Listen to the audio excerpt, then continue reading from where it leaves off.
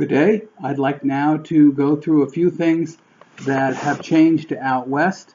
I'm not able to report a lot of new things from out west because of COVID. People aren't communicating as much, not as much field work is getting done. But I do have a handful of new things to talk about, as you can see on this slide. In March, after some time being closed to do remodeling, the renamed Colorado School of Mines Geology Museum, which is now called the Mines Museum of Earth Science, has opened. And what the big change they've made is they've taken the gift shop, which used to be hidden away in the corner of the basement, and brought it up so it's the first thing that greets you when you come in. And so it's got the same books, materials, and mineral specimens for sale as they did in the basement. Just now you have an easier time looking at them. They've put in a few new displays, old cases with LED lighting, as you can see, but new materials. Some of this is possibly in preparation for the open house they hope to have in September, when the limited size Denver Gem and Mineral Show, along with the other commercial shows, open up in September. As you can see here, this case shows basically, shall we say, miners type equipment. You've got surveying instruments, microscopes, mine lamps, helmets, that sort of thing.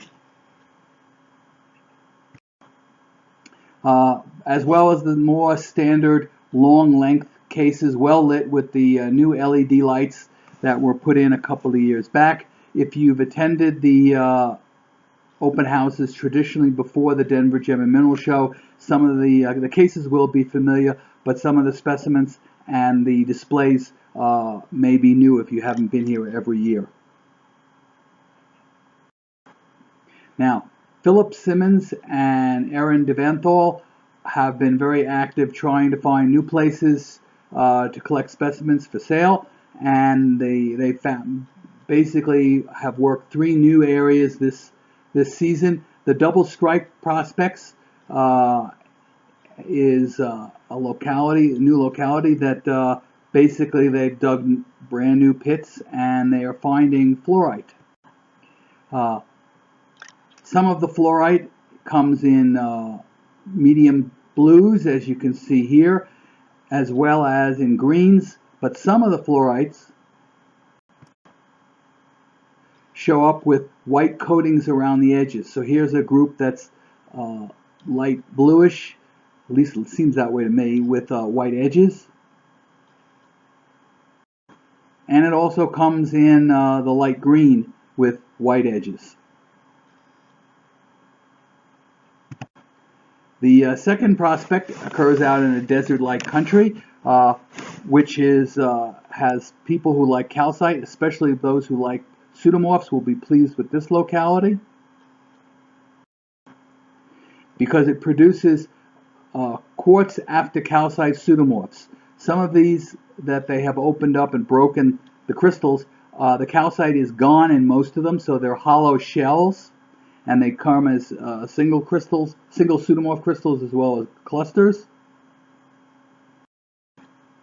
Some of the specimens have a late stage whitish to very, very light green fluorite cubes that show, octahedrons that show on the crystal faces. The third locality they came up is they went into one of the volcanic fields, and the not unusual normal orthoclase crystals that are found often either as single crystals or as Carlsbad twins are quite common in the porphyries. What makes this locality unusual is that the crystals have been, a lot of them have been replaced completely by epidote, a fine-grained epidote. So here you can see a single crystal unaltered on the left and a completely altered light green epidote one on the right. This is so you could see that while the color is not a dark green, it is very definitely noticeable, especially if you're not colorblind with green. And his evidence that the alteration occurs completely through the crystal. Here's a broken one to show a completely replaced crystal. and they are also were found as coral bed twins sitting on a little bit of matrix. They have cleaned up fairly nice in that basically you end up with smooth faces after all.